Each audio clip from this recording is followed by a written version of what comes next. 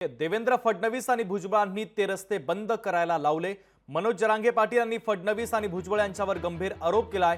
सुरुवात त्यांनी केली, आंदोलन संपल्यावर मी शेवट करणार। आम्ही रस्ते बंद केले असते तर आम्हाला जातीवादी म्हटलं असतं असं जरांगे पाटलांनी म्हटलंय।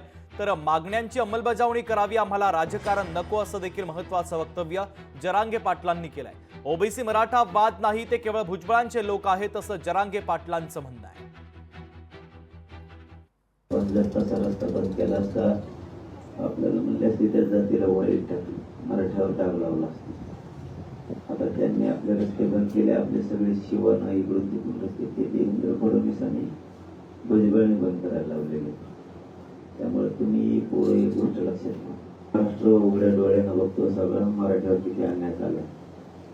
त्यांनी कळलंय मला, बसा पोराला पण हल्ले म्हणू दे ना, सुरुवात त्यांनी केली, शेवट मी करीन आंदोलन संपल्यावर। लोकशाही मराठी ऐका, पहा, जागरूक रहा।